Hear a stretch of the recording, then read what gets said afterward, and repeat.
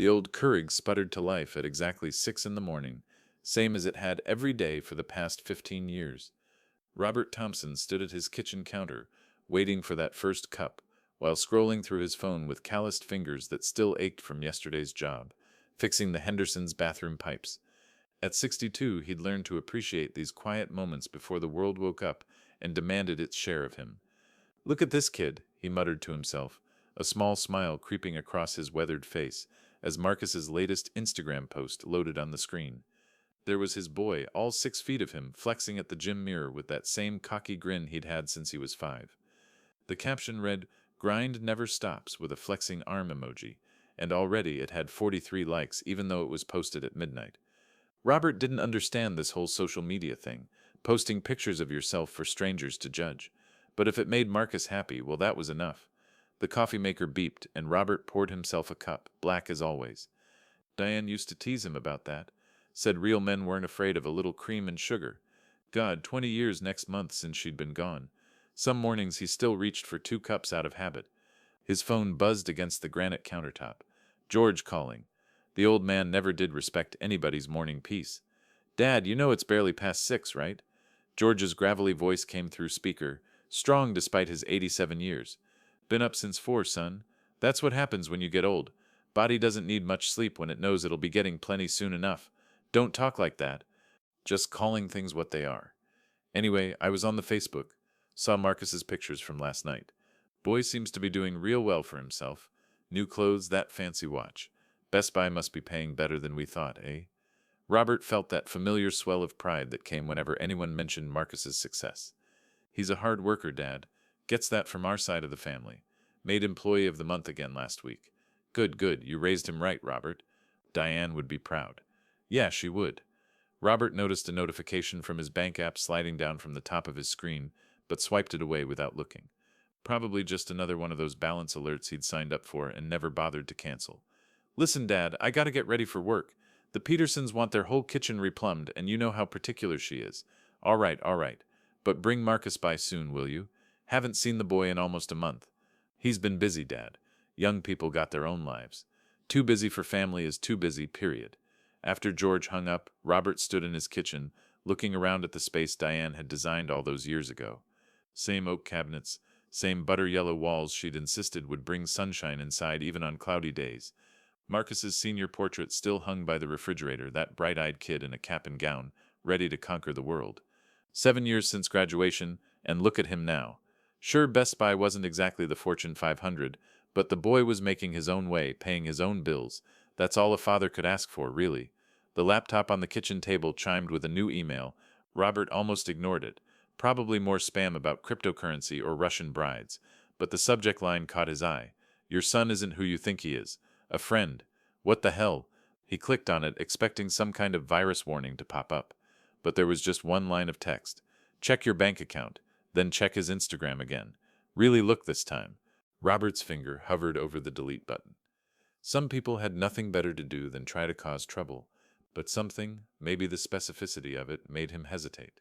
He deleted it anyway. Whatever game someone was playing, he wasn't interested. The doorbell camera sent an alert to his phone. Robert checked the time, 6:47 a.m. Who the hell would be at his door this early? He opened the app and saw a young Asian woman standing on his porch, looking directly at the camera like she knew he was watching.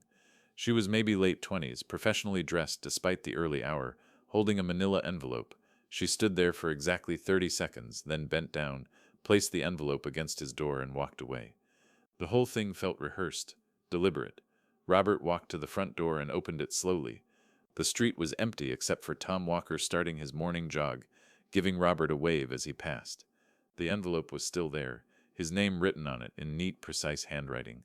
No return address, no postage. Hand-delivered. He picked it up but didn't open it.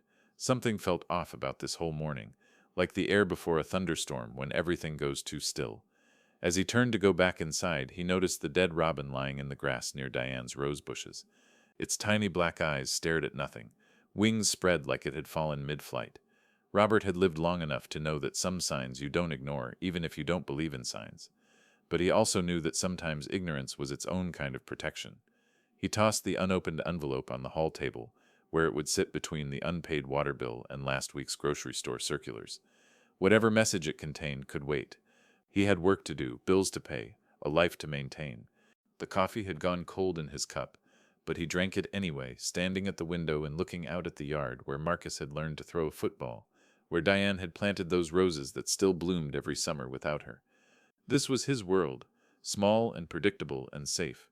His son was thriving, his father was healthy enough to complain, and if someone wanted to play mysterious games with doorbell deliveries and cryptic emails, well, they'd picked the wrong house. But as Robert grabbed his tool belt and headed for his truck, he couldn't shake the feeling that something had shifted in the last hour, like a door had been opened that couldn't be closed again. The envelope sat on the hall table, patient as a snake, waiting for curiosity to override caution. The morning sun broke through the clouds as he backed out of the driveway, and Robert told himself everything was fine.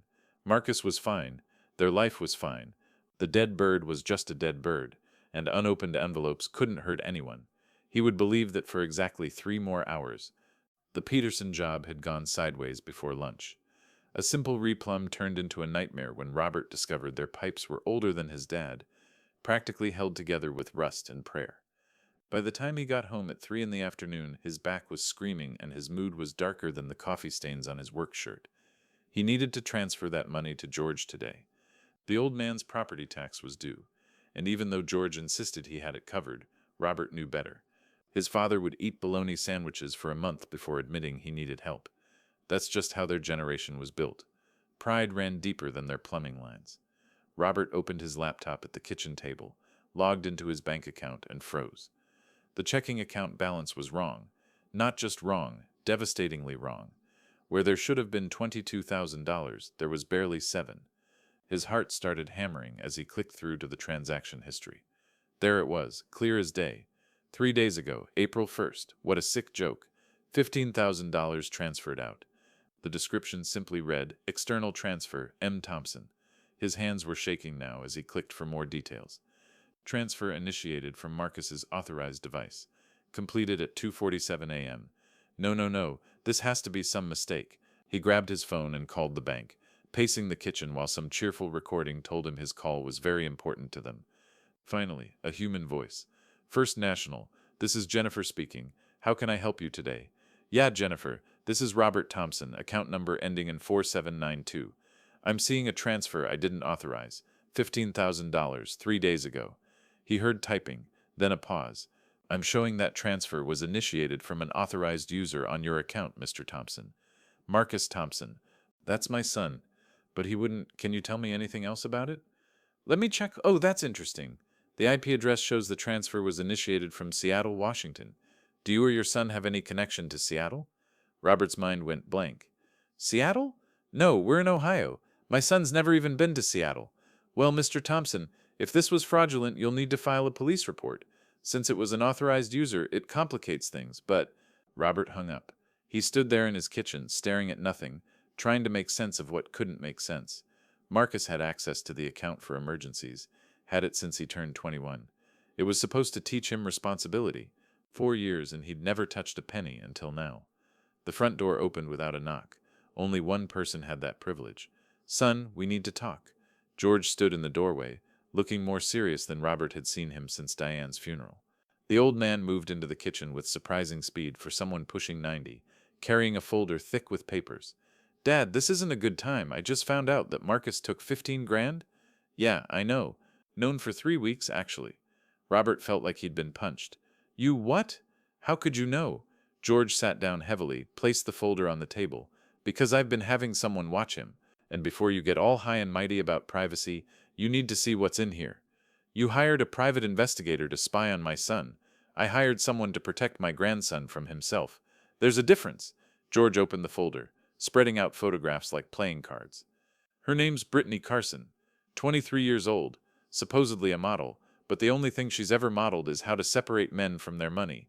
The photos showed Marcus with a blonde woman who looked like she'd stepped out of a music video. Designer everything, perfect everything, hanging on Marcus's arm like he was the only man in the world. More pictures. Marcus at expensive restaurants he couldn't afford. Marcus next to a Dodge Charger with temporary plates. Marcus pulling cash from ATMs. This doesn't mean he stole from me, Dad. Keep looking. George pulled out more photos, these grainier, taken from distance. Someone else has been watching your boy. This car's been outside his work, his gym, that girl's apartment. Same car, different spots, always there. Robert studied the photos. A dark sedan. Someone sitting inside, face obscured. Could be anything. Maybe Brittany has an ex who... Robert, stop! George's voice cut through his denial like a blade. Your son is in trouble. The question is whether you're going to be his father or his friend right now. Before Robert could respond, his phone buzzed. A text from Marcus. Dad, can we talk? Need to explain something. See? Robert showed George the screen. He's gonna explain. There's an explanation for all this. George just shook his head and pointed to the hall table. That envelope you've been ignoring all morning, might be time to open it. Robert had forgotten about the envelope entirely. He retrieved it, feeling its weight, then tore it open. Inside were 2 photographs and a handwritten note. The first photo showed Marcus and Brittany at what looked like a nightclub, her whispering in his ear while his eyes were closed. But it was the second photo that made Robert's legs weak. It was him, 30 years younger, standing outside a hotel with a woman he hadn't thought about in decades. Linda Chen, Vincent's sister, her hand on his chest, both of them laughing at something lost to time. The photo was dated 1995, 2 years before he married Diane. The note was short. He's paying for your sins. Stop this before it's too late. Jesus Christ, Robert whispered. Who is she? George asked, studying the old photo. Linda Chen. We dated briefly before I met Diane. Her brother Vincent and I were business partners. Robert's mind was racing now, connections forming. He didn't want to make. Vincent accused me of stealing from him when I broke it off with Linda, said I'd used her to get information about his other business dealings. It wasn't true, but he never forgave me. We dissolved the partnership, and I thought that was the end of it. Robert's throat went dry. If it's who I think it is, Linda had a daughter, Emma, but that was after we split up. Vincent said the father was some guy from Seattle who abandoned them. George leaned back in his chair, processing. So let me get this straight. Your son steals 15 grand, someone from Seattle initiates the transfer, and now you're getting cryptic notes about some Chinese girl you dated 30 years ago? Dad, I need to call the police. Now hold on. No, I need to report this. If Vincent Chen is involved somehow, if he's using Marcus to get back at me, you call the cops, Marcus gets arrested. That what you want? Of course not. But nothing, we handle this ourselves first. Find out what's really happening. Then we decide about the law. Robert was already scrolling through his phone contacts. He stopped at a name he hadn't called in 5 years. Sarah Martinez. Now Detective Sarah Martinez. They dated in high school, stayed friends after, until life pulled them in different directions. She'd know what to do. I'm calling Sarah. The Martinez girl? She's a cop now. Detective, yeah. Robert hit call before he could change his mind. She answered on the second ring. Rootstown Police, Detective Martinez. Sarah? It's Robert. Robert Thompson. A pause. Then, warmer. Bobby? God, how long has it been? Everything okay? You sound? I need your help. It's about Marcus. I think he's in trouble. What kind of trouble? Robert looked at George, who was shaking his head, but he pressed on. The kind that involves 15,000 missing dollars and possibly a 30-year-old grudge. Can you come by the house? Unofficial for now? Give me 20 minutes, and Bobby, whatever this is, we'll figure it out. After he hung up, George stood slowly. You're making a mistake, son. Cops complicate things, and private investigators don't. That investigator found out someone's watching Marcus. You think the police would have caught that? You think they care about preventing trouble or just cleaning up after? They stood facing each other across the kitchen where 3 generations of Thompson men had argued and reconciled, where Diane had once mediated their stubborn standoffs with gentle humor. Dad, he's my son. I have to do what's right. What's right isn't always what's legal. You taught me that when I was young. Seems you forgot your own lessons. George gathered his photos, leaving them on the table like evidence at a crime scene. Sarah Martinez was a good girl, probably a good cop too. But ask yourself this. Why would someone in Seattle transfer money from Marcus's account? Why not just take it from yours directly if you're the target? And why warn you with that note? He walked to the door, then turned back. Someone's playing a game here, Robert. Question is whether you're a player or a piece. When you figure that out, you know where to find me. The door closed behind him, leaving Robert alone with 2 photographs, one of his son with a woman who might be destroying him, and one of himself with a woman he'd tried to forget. Both images seemed to pulse with threat, with the weight of consequences finally coming due. Outside, he heard a car pull up. Sarah's unmarked Crown Vic, still the same one the department had been promising to replace for years. Robert took a deep breath, tried to organize his thoughts into something that would make sense. But how do you explain that your past might be devouring your son's future? How do you admit that the solid foundation you built your family on might have cracks running back 3 decades? Sarah knocked, professional, not familiar. Robert opened the door to find her in a suit instead of uniform, detective shield on her belt, notebook already in hand. She looked good, barely changed except for some gray threading through her dark hair and laugh lines that hadn't been there in high school. "Bobby," she said, and in that single word was both professional distance and old affection. "Tell me everything." So he did, starting with the missing money and ending with the envelope. Sarah listened without interrupting, occasionally writing notes, her face giving nothing away. When he finished, she set down her pen and looked at him with those same brown eyes that had once seen him as more than a small-town plumber with big dreams. "We're gonna need more coffee," she said finally. "And Bobby, you should have called me sooner. This is bigger than just theft. Someone's been planning this for a long time." The call came at 9:30 the next morning, while Robert sat with Sarah in the Best Buy parking lot, watching Marcus through the store windows. They'd been there since opening, Sarah insisting they needed to see Marcus in his environment before making any moves. "That's him," Sarah said suddenly, pointing at a tall man entering the store. "Tyler Brooks. Did 3 years for assault. Works private security now. And he's heading straight for Marcus." Robert was out of the car before Sarah could stop him, but he was too late. Tyler had already reached Marcus at the TV display section, and 2 uniformed officers were coming through the main entrance. This wasn't their plan. Sarah had promised to handle this quietly. "What the hell is happening?" Robert grabbed Sarah's arm as she caught up to him. "This isn't me, Bobby. Someone else called this in." They watched through the glass doors as the scene unfolded like a nightmare in slow motion. Marcus was demonstrating a sound system to an elderly couple when the officers approached.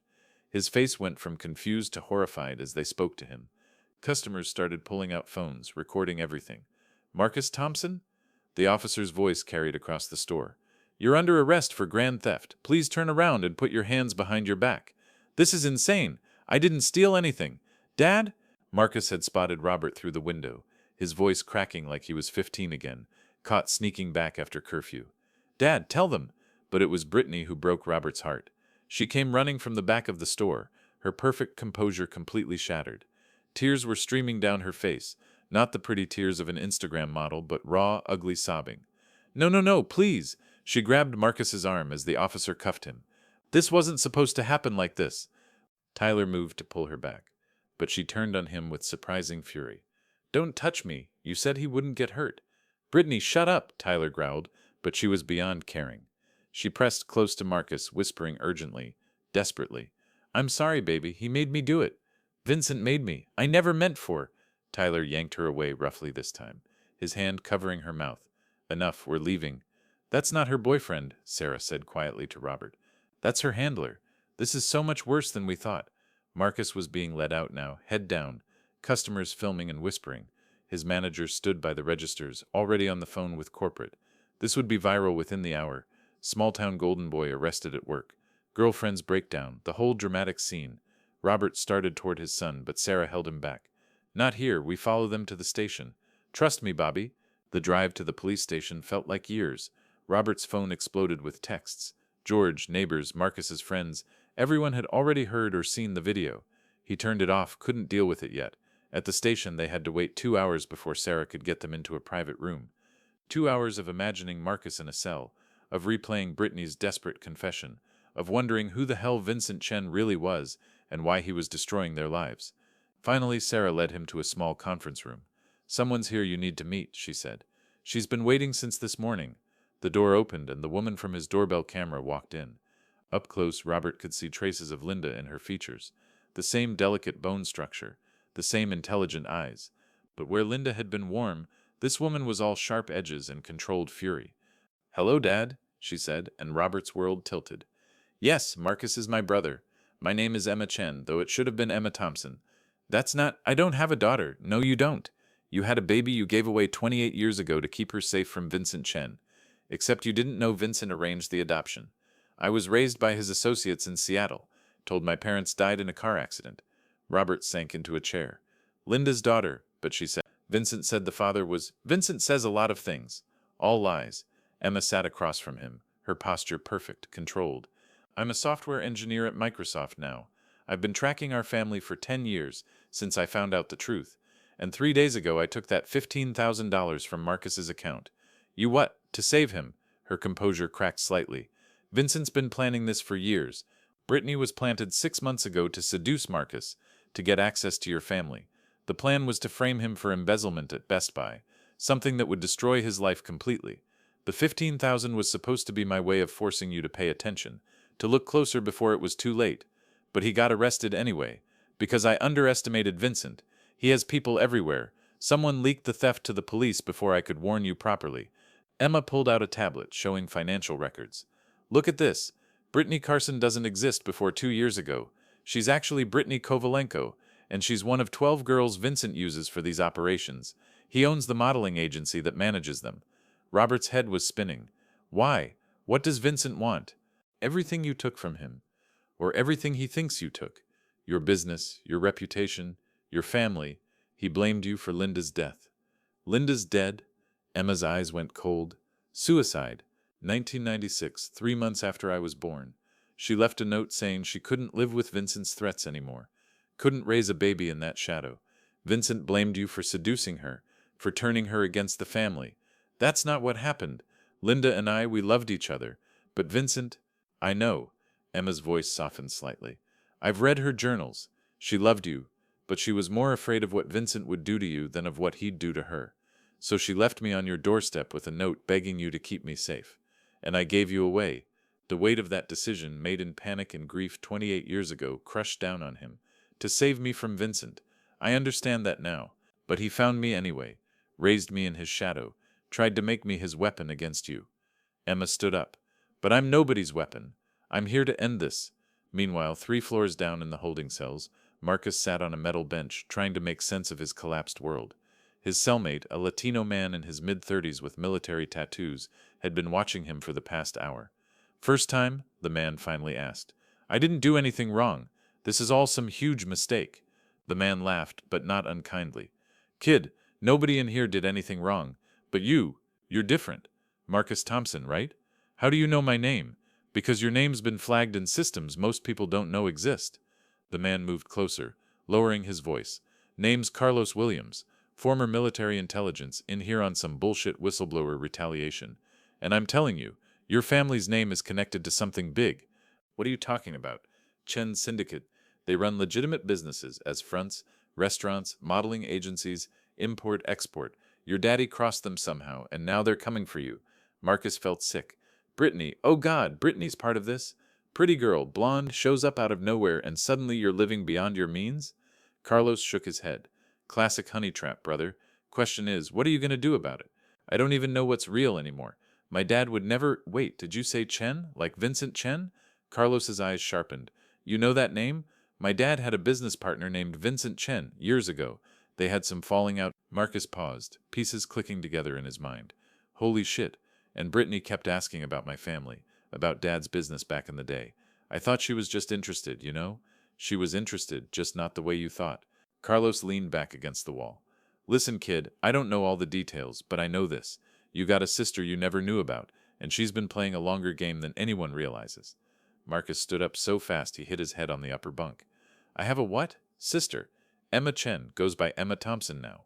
Brilliant programmer, been digging into Vincent's operations for years. And if my information's right, she's upstairs right now, talking to your old man. Marcus grabbed the bars, shouting for a guard. I need to see my father, right now. There's something he needs to know. But the guard just walked past, ignoring him. Marcus slumped back onto the bench, his entire life revealed as a carefully orchestrated lie. He thought about Brittany's tears, her desperate whisper of, he made me. He thought about all the times she'd encouraged him to talk about his father, to share family stories. He thought about the money he never took, but everyone thought he did. And somewhere in the back of his mind he heard his mother's voice from a dream he'd had last week, warning him about storms coming. The pressure was building from all sides now, Vincent's web tightening, family secrets exploding like bombs, and Marcus sitting in a cell while others decided his fate. The game had been in play for 30 years, and he'd never even known he was on the board. Emma's laptop screen cast an eerie blue glow across the conference room as she pulled up file after file. 10 years of obsessive research laid out like evidence in a trial. Robert stared at the web of connections she'd mapped out, photos, financial records, corporate structures, all leading back to one man. This is everything, Emma said, her fingers flying across the keyboard. Every business Vincent owns, every person on his payroll, every dirty deal he's made. You thought he just had a few restaurants. Look closer. The screen showed a sprawling empire. 8 restaurants across Ohio, but that was just the surface. Behind them, shell companies layered on shell companies, import businesses, real estate holdings, a trucking company, and at the center of it all, VIP model management. The modeling agency, Robert muttered, recognizing Brittany in one of the promotional photos. His crown jewel. Emma pulled up another file. 12 girls at any given time, all with manufactured backgrounds, all with specific targets.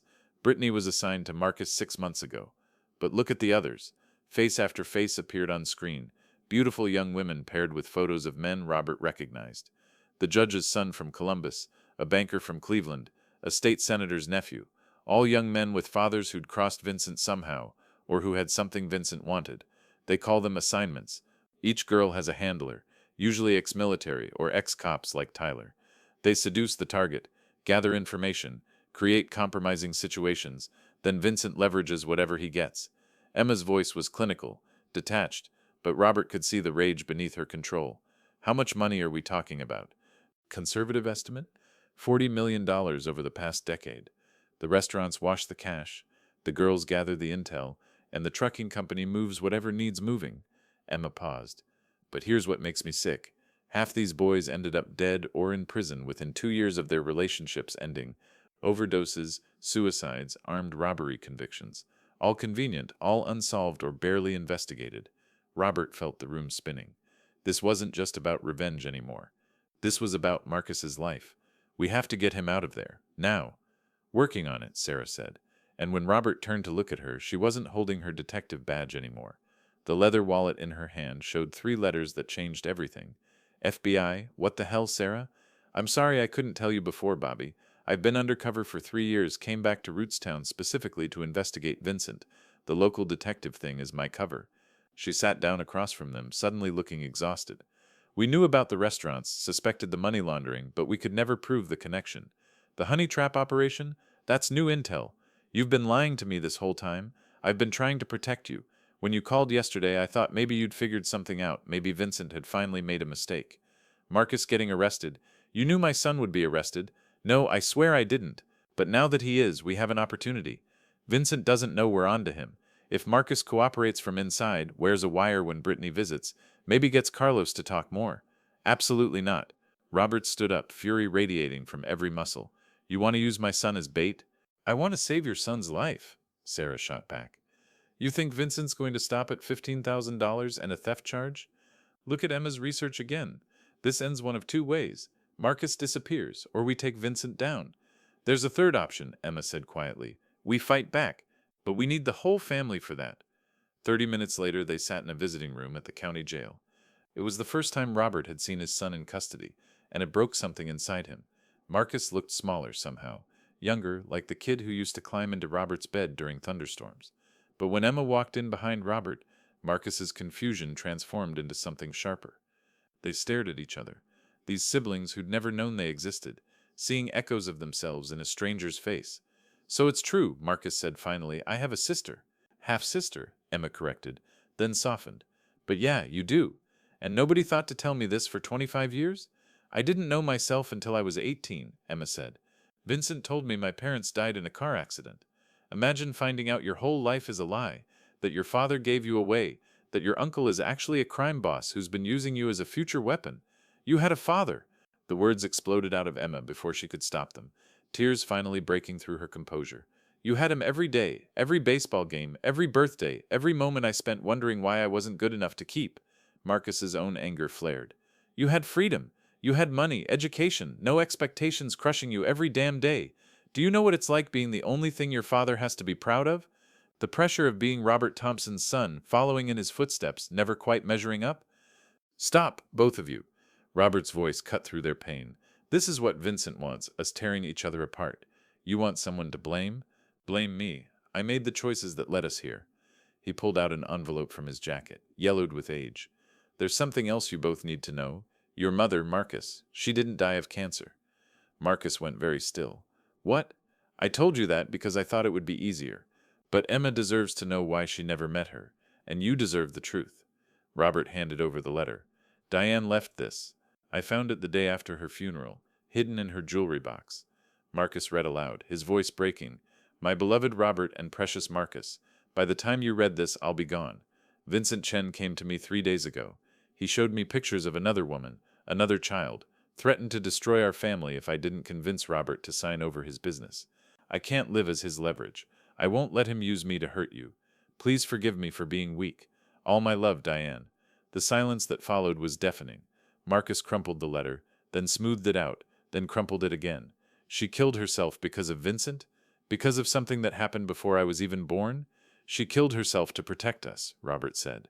And I've spent 20 years making sure her sacrifice meant something, keeping you safe, keeping you away from this world. But I failed. Vincent found another way. Through me, Emma said quietly. I'm the weapon he created to destroy you both, except I refuse to be used. A knock interrupted them. George entered, moving slowly but purposefully, his cane tapping against the floor. He looked at Emma without surprise, confirming what Robert had started to suspect. You knew, Robert said. You knew about Emma all along. George settled into a chair with a heavy sigh. Known since she was 14 and hacked into my bank account to return the money I'd been anonymously sending for her schooling. Smart girl, figured out where her mysterious scholarship was really coming from. Grandpa, Marcus stared at the old man. You've been in contact with her. Grandfather, Emma corrected softly. He never forgot me, even when everyone else did. Sent birthday cards to a P.O. box. Money for college. Never signed them, but I always knew. I failed you once, George said, looking at Emma. Let Robert give you away when I should have fought harder. But I wasn't going to fail you twice. Been watching, helping where I could, waiting for the right time. And that time is now, Robert said, understanding finally dawning. You've both been planning something, George smiled, the expression sharp and calculating. Vincent thinks he's the only one who can play the long game. But Thompsons were patient people. We're builders. And what do builders do before they build? They clear the ground, Robert answered, remembering his father's lessons from 40 years ago. That's right. And sometimes clearing the ground means controlled demolition. George looked at each of them in turn. Vincent's got his network, his girls, his dirty money. But we've got something he doesn't expect. Family that actually gives a damn about each other. Emma's been mapping his operations for 10 years. I've been documenting everything through my private investigator. Sarah's got the FBI resources. And Marcus, I'm in jail, Grandpa. Not much I can do from here. That's where you're wrong, boy. You're exactly where we need you to be. Carlos Williams isn't just some random cellmate. He's got intel on Vincent from his military days. Brittany's falling apart, might flip if pushed right. And Vincent thinks you're beaten, neutralized. He won't see you coming. Robert felt something shifting inside him, a transformation from victim to predator. For 30 years he'd been running from this fight, hiding behind normal life, pretending the past couldn't touch them. But Vincent had made one crucial mistake. He'd gone after Robert's children. Both of them. What do you need me to do? Robert asked, and his voice carried an edge that made even Sarah shift uncomfortably. Emma pulled up a new screen on her laptop. Vincent's weak point is the money. The FBI can't touch it without warrants, but I can. I've already got access to 3 of his accounts, been watching the patterns. If we time this right, we can freeze everything simultaneously. $40 million, gone in 60 seconds. That's illegal, Sarah warned. I can't be party to you won't be, George interrupted. You'll be following an anonymous tip about a major transaction happening at a specific time. If federal agents happen to be in position when Vincent's empire collapses, well, that's just good timing. And Marcus? Robert asked. Marcus gets Brittany to confess on tape. She's hanging by a thread, one good push and she'll turn on Vincent completely. Emma looked at her brother. Can you do it? Can you pretend to forgive her, make her feel safe enough to tell the truth? Marcus thought about Brittany's tears, her desperate whisper of apology. Despite everything, some part of him still cared about her. Maybe that would be enough. Yeah, I can do it. But what about after? Vincent's not just going to roll over. No, Robert said, standing up, feeling 50 pounds lighter and 20 years younger. He's going to come straight at us, and this time we'll be ready. The guard knocked, signaling time was up. As they prepared to leave, Emma touched Marcus's hand through the bars, the first physical contact these siblings had ever had. We're going to get you out, she promised. We're going to get him back, Marcus replied. understanding that this was bigger than just his freedom. Robert looked at his family, fractured, complicated, but finally united. Vincent had spent 30 years building his revenge, but he'd made one fatal error. He'd given the Thompsons a common enemy. The shift was complete. They weren't victims anymore. They were warriors. The call came at 3 in the morning. Robert had been lying awake anyway, staring at the ceiling, running through their plan for the 100th time. When his phone rang, he knew before answering that something had gone terribly wrong. "Mr. Thompson? This is Akron General. Your father, George Thompson, was brought in by ambulance. You need to come immediately." The drive to the hospital was a blur of red lights and empty streets. Robert found George in the ICU, machines breathing for him, monitors tracking the failing rhythm of his heart. The doctor, a young woman who looked like she hadn't slept in days, delivered the news with practiced gentleness. "Massive stroke. We've stabilized him, but the next 24 hours are critical. His age makes this particularly dangerous. Has he been under unusual stress lately?" Robert almost laughed at the absurdity of the question. "You could say that. He's been asking for someone named Marcus. Keeps trying to say something about the boy and not his fault. Is Marcus family? His grandson, my son. He's in county lockup right now." The doctor's expression shifted. "I see. Well, given the circumstances and your father's condition, we might be able to arrange a compassionate visit. Let me make some calls." 4 hours later, they brought Marcus in through the hospital's back entrance, 2 guards flanking him, hands cuffed in front. The chains rattled as he walked, a sound that made other visitors look away. Robert met them at the elevator, saw his son's eyes red and swollen. "How is he, Dad?" "Not good. He's awake, but barely. They said you can have 10 minutes. In the ICU, Marcus approached George's bed slowly, as if afraid his grandfather might shatter at his touch. The old man's eyes flickered open, focused with effort on his grandson. "Hey, Grandpa," Marcus whispered, his cuffed hands reaching for George's. The guard started to object, but the nurse shut him down with a look that could freeze hell. George's lips moved, no sound at first, then barely audible. "Not your fault." "Yes, it is. The stress of all this, what I did." George squeezed his hand with surprising strength. "No, Vincent did this. You, good boy, always proud." Marcus broke then, sobbing like he hadn't since his mother's funeral. He pressed his forehead to their joined hands, whispering apologies and promises, while George's eyes drifted closed again, a small smile on his lips. "Time's up," the guard said, not unkindly. As they led Marcus away, Robert stayed by his father's bed, holding the old man's hand, and trying not to think about how small it felt, how fragile. He was so focused on George that he didn't notice the man entering the room until a familiar voice made his blood turn to ice. "Hello, Robert. It's been too long." Vincent Chen stood in the doorway, immaculate in a charcoal suit that probably cost more than Robert made in a month. At 65, he'd aged well, silver hair perfectly styled, body still lean and powerful, eyes sharp as the day they dissolved their partnership 30 years ago. He moved into the room like he owned it, pulling up a chair as if he'd been invited. "Touching scene with the boy. Family reunions always make me emotional." Vincent's smile was all teeth, no warmth. "How's George holding up?" "Stroke, I heard. Terrible thing at his age. Often fatal. Get out. Now, is that any way to greet an old friend? Especially one who's come to help." Vincent pulled out his phone, showed Robert a photo that made his heart stop.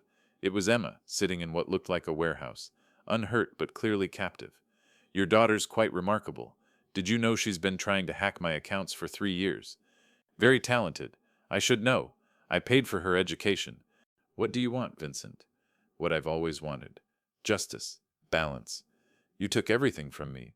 My sister, my business, my reputation. Did you think I'd forget? Did you think 30 years would be enough to wash away what you did? Linda made her own choices. Our relationship had nothing to do with business." Vincent's composure cracked just for a second, rage flashing in his eyes. "She killed herself because of you. Left a baby behind, destroyed our family's honor. And you just walked away, married your pretty nurse, had your perfect son, lived your perfect life while I cleaned up the mess you made. Is that what this is about? You want me to suffer like you did? No." Vincent stood, straightening his tie. "I want you to choose, sign over your house, your savings, everything you own, and Marcus walks free tomorrow. Refuse, and he gets 10 years minimum. I have judges, prosecutors, witnesses who'll swear he's been stealing for months. And Emma, well, accidents happen." He dropped a folder on the bed. "Legal documents, property transfers, bank authorizations. You have 6 hours. Oh, and Robert, Don't think your FBI friend can help. Sarah Martinez is good, but I own people above her pay grade. This is between us, the way it should have been from the beginning." Vincent left as smoothly as he'd entered, leaving Robert holding papers that would destroy everything he'd built. He looked at George, unconscious now, machines keeping him alive, and felt the weight of 3 generations crushing down on him. His phone buzzed. Unknown number. "Don't sign anything." Emma's voice, strained but strong. "This is part of the plan." "Emma, where are you? Can't talk long." "They're coming back." "Just trust me, Dad. Don't sign." The line went dead. An hour later, Brittany Carson stood at the jail's visitor entrance, her perfect composure cracking at the edges. The guards knew her by now. Marcus Thompson's girlfriend, visited every day since his arrest. But today something was different. Her designer purse seemed heavier. Her hands shook as she signed in, and beneath her expensive perfume was the sharp scent of fear. Marcus was brought to the private visiting room, a privilege Sarah had arranged.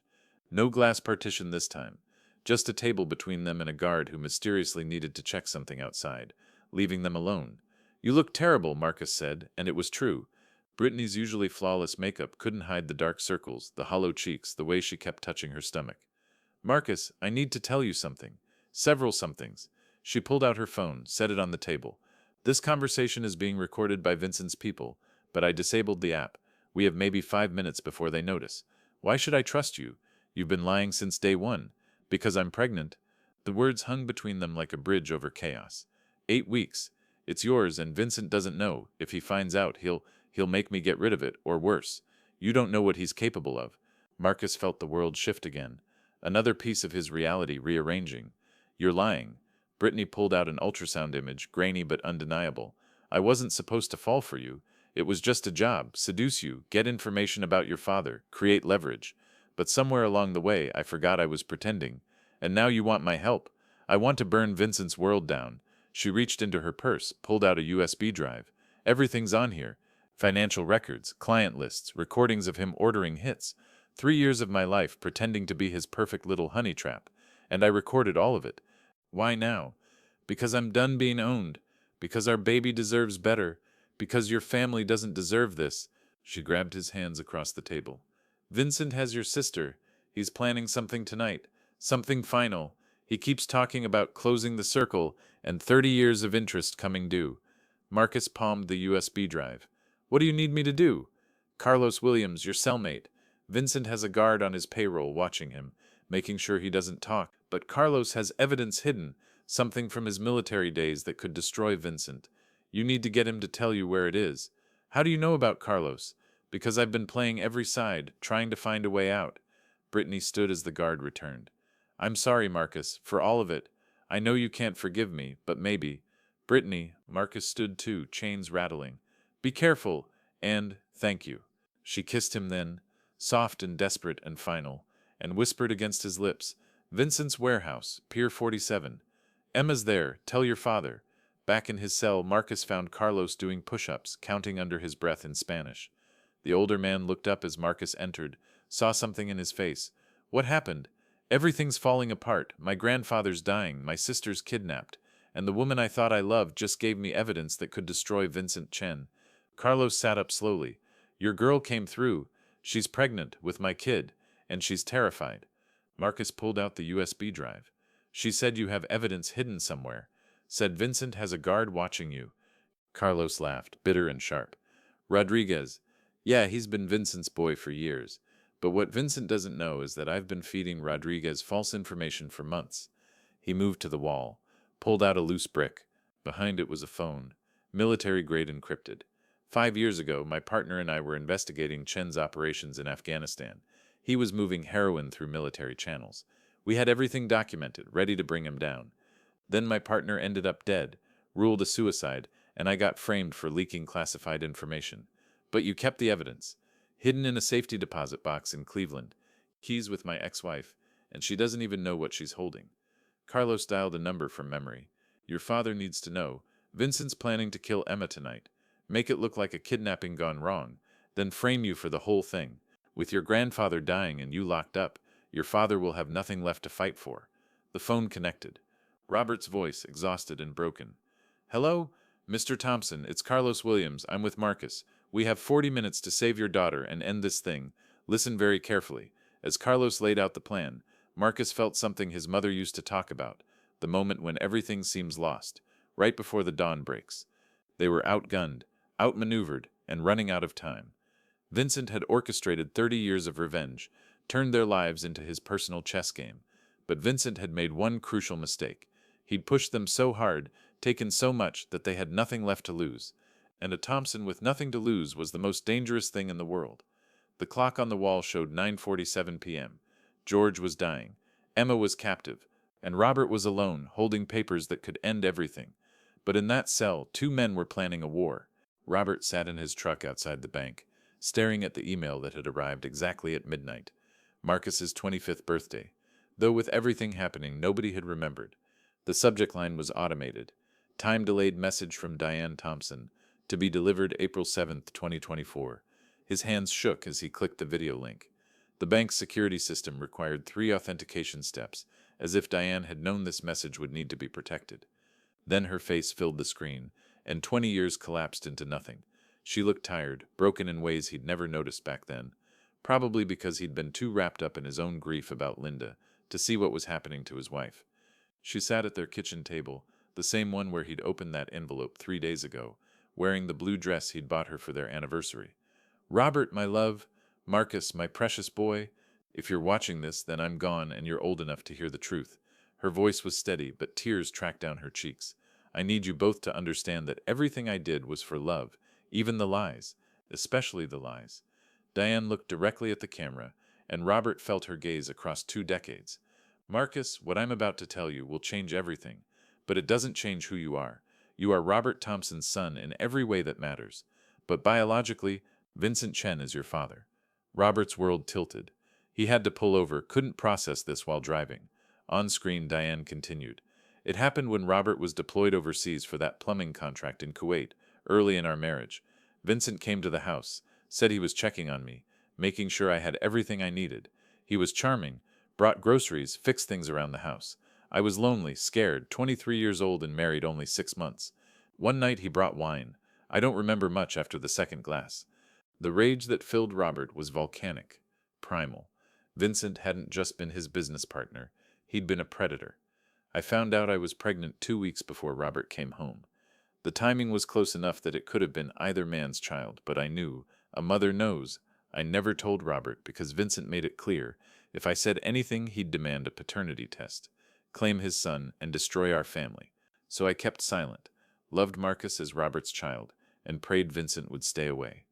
Diane wiped her eyes, composed herself. "But he didn't stay away. He watched Marcus grow, sent birthday cards I destroyed, showed up at his games until I threatened to call the police. Last week he came to me with proof. DNA test from Marcus's hairbrush, matched against his own. He wants to claim Marcus publicly, destroy Robert's reputation, take everything we've built. I can't let that happen." She held up a bottle of pills. "By the time you see this, Marcus will be 25, old enough to handle the truth, strong enough to survive it. Robert, you've been the only father Marcus has ever known or needed. Biology doesn't change that. Vincent might share DNA with our son, but you gave him your heart, your values, your name. That matters more." The video had 30 seconds left. Diane smiled, that soft smile that still visited Robert's dreams. "Tell Marcus I loved him every second of every day. Tell him he's nothing like Vincent, that Robert's influence made sure of that. And Robert, forgive yourself. None of this was your fault. All my love, always." The screen went dark. Robert sat in his truck, engine running, trying to breathe. Everything made sense now. Vincent's obsession, his claim about justice, why he'd targeted Marcus specifically. He wasn't just attacking Robert's son. He was reclaiming what he believed was his. Robert's phone rang. Emma's number. "Dad, are you okay? I know about the video. Mom's bank account was tagged in my monitoring system when it activated." "You knew?" "I suspected. Vincent's had DNA tests done on half the kids in Ohio looking for matches." "But Dad, listen. This changes everything in our favor. Vincent just confessed to sexual assault on tape. I have it all recorded." "What? How?" "Because I was never kidnapped." Emma's voice carried a hint of pride. "I'm sitting in a rental car 2 blocks from the warehouse, running surveillance through every camera Vincent has. I learned from you, remember? That story about how you outsmarted Vincent in the business by letting him think he was winning? Pure misdirection. Emma, that's insanely dangerous. What's dangerous is letting Vincent control the narrative. I've been inside his system for 72 hours, Dad. Copied everything. Every financial record, every communication, every dirty deal for the past decade. The FBI is going to have Christmas morning when they see this. Where exactly are you? Safe, but more importantly, I'm connected to Marcus through Carlos's phone. We're coordinating everything. Marcus convinced 3 other inmates to help. Turns out Vincent screwed over their families too. Carlos has guys on the outside ready to move. Even Brittany's fully turned. She's feeding Vincent false information about Marcus breaking down, begging to confess. Robert heard another voice in the background. George's voice, weak but unmistakable. Emma, is that? I set up a tablet in Grandpa's room. He can't move much, but his mind's sharp as ever. He's running strategy like it's D-Day. Emma paused. Dad, he says to tell you about Warsaw. Warsaw, George's code word from his military days, meaning the operation was go. Marcus is ready, Emma continued. Carlos has the evidence from his safety deposit box.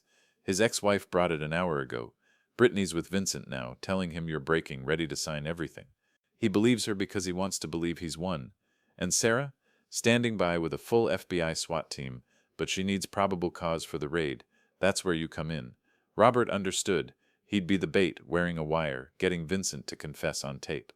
One father to another, except only one of them deserved the title. When? 2 hours. Vincent wants to do the transfer at the old warehouse where you and he started the business. He thinks it's poetic justice. Sarah's team will be in position, but hidden. You get him talking. Get him to admit to everything. Diane, the assault, the money laundering, Emma's fake kidnapping. The moment he threatens you directly or admits to a federal crime, they move in. And if something goes wrong, then Marcus has already uploaded everything to WikiLeaks with a dead man's switch. If we don't check in every hour, Vincent's entire empire goes public. Every crime, every payoff, every dirty politician in his pocket. Robert laughed. Actually laughed. You kids planned all this in 3 days? We're Thompsons, Dad. We just needed the right motivation. From the tablet, George's voice came through, stronger than it had been in the hospital. Bobby, you listen to me. That man took Diane from us.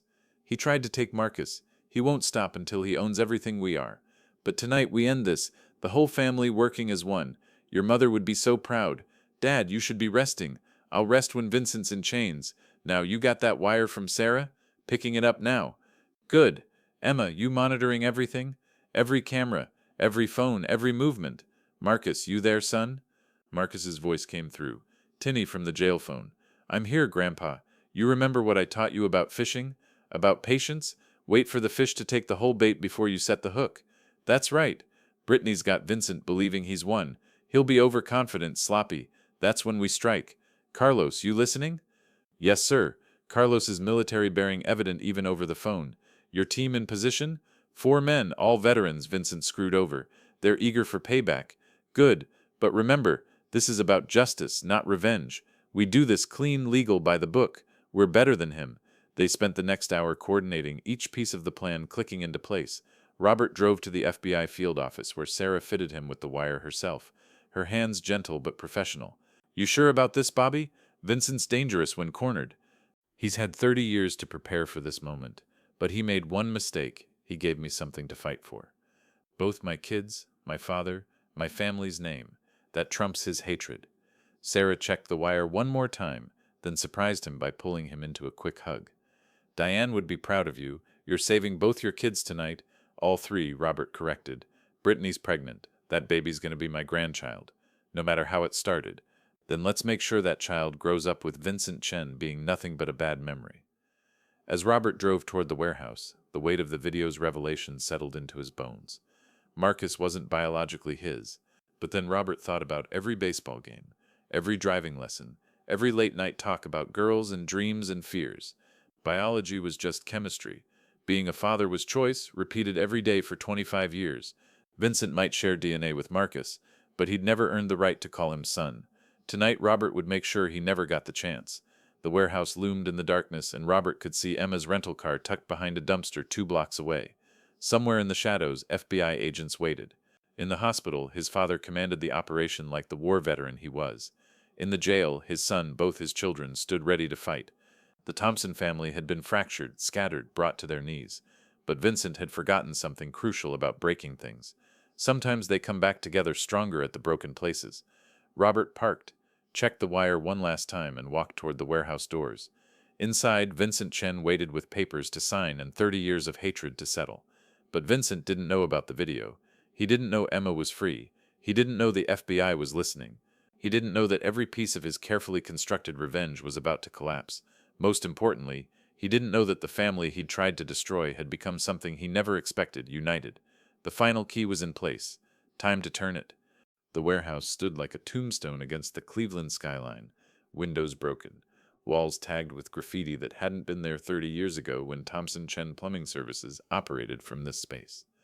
Robert pushed through the rusted door, his footsteps echoing in the emptiness. Vincent stood in the center of what used to be their office, a folding table between them with papers spread out like a surrender treaty. Right on time, Vincent said, checking his Rolex. Punctuality was always your virtue, Robert. Among the few, anyway. Robert approached slowly, noting Vincent's confidence, the way he stood like he'd already won. Two of Vincent's men flanked the exits, trying to look casual but clearly armed. The wire Sarah had taped to his chest felt like it weighed 50 pounds. "Let's get this over with," Robert said, picking up the pen. "Not so fast. I want to savor this moment. 30 years I've waited to see you broken, to take everything you stole from me." Vincent poured himself scotch from a crystal decanter. Always had to have the finest things, even in an abandoned warehouse. "You know what the funny part is? You never even knew what you had. I had a business partner who became my friend. Or so I thought. You had my sister's heart, my trust, my investment, and you threw it all away for that nurse." Vincent's mask slipped, showing the rage beneath. "Linda killed herself because of you. Left that baby, caused our family shame that took decades to clean. That's not— Shut up." Vincent slammed his glass down. "You want your son free? You want Emma safe? Then you're going to listen to everything I have to say. Every single word of how you destroyed my life." Robert set down the pen, met Vincent's eyes. "Then tell me. All of it." Vincent smiled, thinking he was getting what he wanted. "Your wife came to me, you know, before she killed herself, begging me not to take Marcus, offering anything. I could have had her. She was beautiful, desperate, but I wanted her to suffer, knowing I could destroy her family whenever I chose." The wire was capturing every word, but Robert's rage was real. "You son of a bitch. Oh, I'm just getting started. That 15,000, that was Emma's test. I wanted to see if she'd choose you or me. She chose you, so she had to be punished. The kidnapping story? My idea. She's sitting in a container right now, thinking she's so smart with her hacking, not knowing I've been 3 steps ahead the whole time." Vincent pulled out a knife, started cutting the air near the wire's location. "You really think I didn't know about the wire? Sarah Martinez, FBI. I've had her supervisor in my pocket for 2 years. This whole sting? I knew about it yesterday." Robert's heart sank, but he kept his face neutral. Vincent didn't know about Emma's real-time streaming, didn't know she was actually free.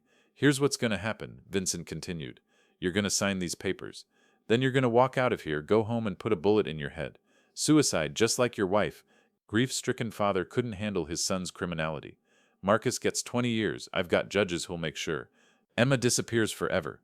And George? Well, old men die in hospitals all the time. You've thought of everything. I've had 30 years to think." Vincent moved closer, and Robert could smell his cologne, same expensive brand from decades ago. "But the best part? Marcus is mine. My blood, my son. I'm going to collect him when he gets out of prison, broken and grateful for any father figure. I'll make him into what he should have been, a Chen, not a Thompson." That's when they heard it. The rumbling of vehicles, lots of them, getting closer. Vincent's eyes narrowed. "That's not possible. I own the FBI supervisor." "You own one supervisor," Robert said, backing away. "But Emma found 3 others who've been building a case against you for years. They just needed probable cause." The doors burst open, but not with FBI agents. Carlos's team came through, 4 veterans in tactical gear, moving with military precision. Vincent's men reached for their weapons but froze when red dots appeared on their foreheads from snipers outside. "Going somewhere?" Carlos stood at the tunnel entrance Vincent had been edging toward, holding an M4 rifle with practiced ease. "Yeah, we knew about your escape route. Used it ourselves to get in position 3 hours ago." Vincent pulled out his phone, probably to trigger some contingency plan, but nothing happened. Emma's voice came through the warehouse speakers. She'd hacked the building's old PA system. "Hi, Uncle Vincent. By the way, that video you just made confessing to sexual assault, conspiracy, and murder for hire? It's been streaming live to FBI servers in 3 different states. Oh, and those judges you own? They're being arrested right now. The real FBI arrived then. Sarah leading them, her weapon drawn and satisfaction clear on her face. Vincent Chen, you're under arrest for money laundering, conspiracy, sexual assault, and about 40 other charges we're still tallying up. Vincent looked at Robert, disbelief replacing arrogance. You planned this? All of it. Not me, Robert said. My family. The one you tried to destroy. Turns out when you attack Thompson's, we don't break, we band together. As they cuffed Vincent, Brittany emerged from one of the FBI vehicles. She walked up to Vincent, steady despite visible pregnancy, and said loud enough for everyone to hear, I recorded everything. 3 years of your confessions, your plans, your crimes. All of it. This baby might have Marcus's DNA, but it'll never know your evil existed. They led Vincent away, him screaming about lawyers and connections. But his empire was already crumbling. FBI teams were hitting his restaurants simultaneously, arresting managers, seizing computers, $40 million frozen in minutes, a lifetime of crime unraveling in real time. 3 days later, Robert sat in Judge Patricia Wong's courtroom as she reviewed Marcus's case. The federal prosecutor, clearly embarrassed by the whole situation, recommended dismissal. This entire case, Judge Wong said, her voice carrying controlled anger, represents a massive conspiracy and abuse of our justice system. Mr. Marcus Thompson, you were entrapped, manipulated, and falsely accused as part of a vendetta that had nothing to do with you. Case dismissed with prejudice. You're free to go. Marcus stood up, shaky as they removed his ankle monitor. Robert caught him as he stumbled, held his son, yes, his son, biology be damned, for the first time in what felt like years. Furthermore, Judge Wong continued, the court orders the immediate unfreezing and return of all assets stolen from the Thompson family over the past 30 years. Mr. Chen's victims will be compensated from his frozen assets. Outside the courthouse, Emma waited with George, who was in a wheelchair but grinning like he'd won the lottery. The 4 of them stood there, this patched-together family, not sure whether to laugh or cry.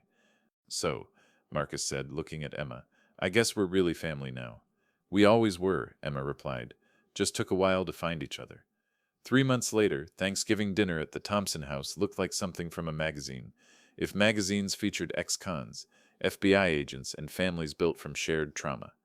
George, walking with just a cane now, carved the turkey with hands that barely shook.